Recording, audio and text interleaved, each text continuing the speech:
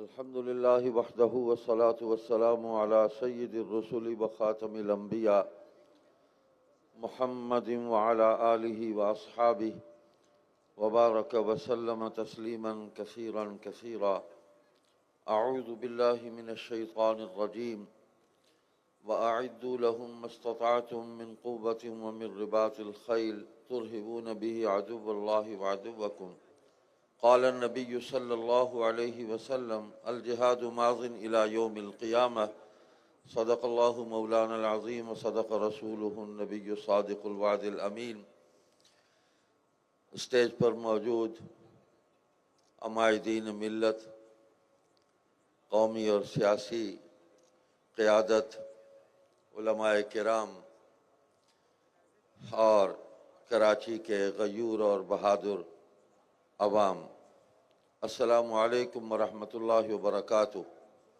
میں شکر گزار ہوں مرکزی جمعیت اہل حدیث کا کہ انہوں نے فلسطین کے مظلوموں کے حق میں کراچی میں اس قومی کانفرنس کا انعقاد کیا اور اپنی استطاعت کے مطابق ایک متحد اور مضبوط آواز کو بلند کیا اور تمام مکاتب فکر کو، تمام دینی قیادت کو متحد کر کے اس آواز میں شامل کیا۔ غزہ میں فلسطینیوں پر، مسلمانوں پر اسرائیل کے مظالم کو یوں تو 76 برس بیت گئے، لیکن 7 اکتوبر 2023 سے 7 اکتوبر آج 2024 تک یہ ایک سال بڑا ہی صعوبتوں والا، مصائب اور مشکلات سے بھرپور ایک سال ہے۔ کسے معلوم تھا کہ ہر طرف ایک سناٹا تھا، ایک غفلت تھی، ایک خاموشی تھی کہ 7 اکتوبر 2023 کو کچھ نوجوان اٹھے اور انہوں نے جس جرأت، استقامت، بہادری اور شجاعت کا مظاہرہ کرتے ہوئے اپنی سرزمین کے مقبوضہ علاقوں کی واپسی کے لیے اور اپنے مظلوم عوام کے حقوق کی بازیابی کے لیے، القدس کی آزادی کے لیے انہوں نے بڑی توانا آواز بلند کی۔ ان کی للکار اور ان کی پکار سے پوری دنیا کے اندر ایک ارتعاش پیدا ہوا۔ آج 1 سال ہو گیا، آتش و آہن کی جو بارش ان مظلوموں پر کی گئی، بظاہر تو یہی تاثر دیا گیا کہ ہم نے غزہ کو راکھ کے ڈھیر میں تبدیل کر دیا ہے۔ ہم نے ہر طرف ملبے کے انبار لگا دیے ہیں، لیکن یاد رکھو غزہ کے اس ملبے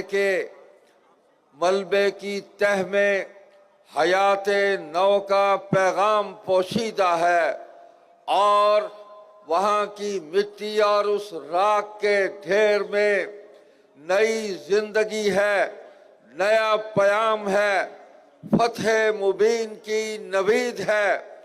انہوں نے اپنا سر خم نہیں کیا، بچے، بوڑھے، جوان، مائیں، بہنیں، بیٹیاں وطن کی آزادی کے لیے، اقصی کی آزادی کے لیے، اپنے مقبوضہ علاقوں کی واپسی اور بحالی کے لیے آج بھی پرعزم ہے۔ یہ جد و جہد کامیاب ہوگی۔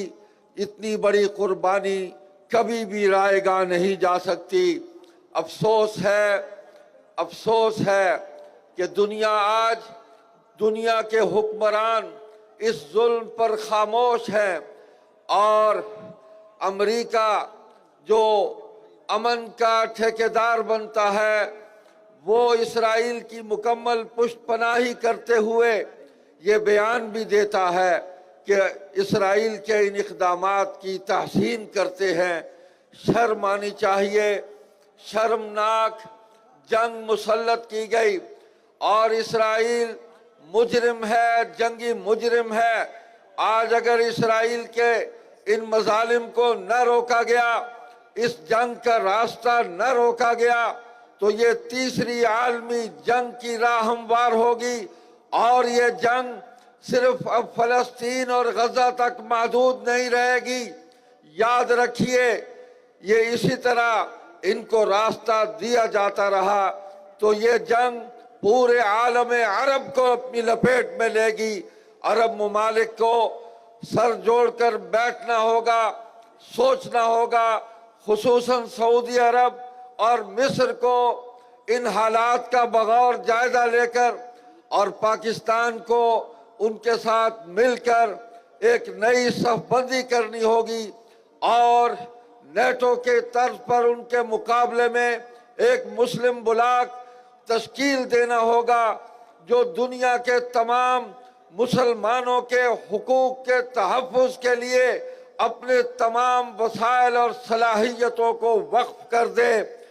میرے محترم سامعین، میں ایک بات عرض کرنا چاہتا ہوں کہ ایک طرف ہم اسرائیل کے مظالم کے خلاف صدائے احتجاج بلند کر رہے ہیں، لیکن ہماری نگاہ اس دشمن پر بھی ہے جو مسلمانوں کا بہروپ اختیار کر کے جھوٹ موٹ کی شکل بنا کے وہاں پر تل ابیب میں اور حیفا میں اور کبابیر میں اپنے مراکز قائم کر کے وہاں کے مسلمانوں کے خلاف اسرائیل کے لیے جاسوسی کر رہا ہے۔ جو گروہ وہ قادیانی گروہ ہے۔ یاد رکھو، عقیدہ ختم نبوت ہمارے ایمان کی اساس ہے اور امت مسلمہ کی وحدت کی ضمانت ہے، اور یہ قادیانی عالمی استعمار کے ایجنٹ ہیں۔ یہ واحد گروہ ہے کہ جن کو یہودیوں نے، صہیونیوں نے مسلمان قرار دے کر مسلمانوں کی اپوزیشن کو وہاں جگہ دی اور ان کے دفاتر قائم کر کے مسلمانوں کو ان کے ذریعے نقصان پہنچایا جا رہا ہے، اور ہیومنٹی فرسٹ کے فلاحی کاموں کی آڑ کے اندر وہاں پر فلسطینیوں کو نقصان پہنچا رہے ہیں۔ پاکستان میں بھی یہ لوگ یہاں کی دینی محنت کو، یہاں کی دینی جد و جہد کو نقصان پہنچا رہے ہیں۔ تو جناب عالی، میں آج کے اس اجتماع کی وساطت سے ایک تو یہ مطالبہ کرتا ہوں کہ سعودی عرب، مصر اور پاکستان یہ مل کر ایک ایسا مسلم اتحاد تشکیل دیں جو پوری دنیا کے مسلم ممالک کے حقوق کا تحفظ کرے۔ اور دوسری بات، یہ قادیانی طبقہ جو اسرائیل میں بیٹھ کر وہاں نقصان پہنچا رہا ہے فلسطینیوں کو، پاکستان میں ان کی تنظیم پر حکومت پابندی لگائے، ان کو خلاف قانون قرار دے، ان کے ہیڈ کوارٹر میں ان کے دفاتر کو سیل کرے اور ان کے لٹریچر پر پابندی لگائے۔ یہ پاکستان کے اندر بھی اسرائیل کی ایجنٹی کا کردار ادا کر رہے ہیں۔ میں مجلس احرار اسلام کی طرف سے مبارکباد پیش کرتا ہوں مرکزی جمعیت اہل حدیث کی قیادت کو، سٹیج پر موجود تمام دینی اور قومی قیادت کو، کہ انہوں نے اس عظیم الشان کانفرنس کا اہتمام کیا۔ جہاں بھی آواز دی جائے گی انشاءاللہ ہم امت مسلمہ کے دکھ اور درد میں ہم شریک ہوں گے۔ والسلام علیکم ورحمۃ اللہ وبرکاتہ۔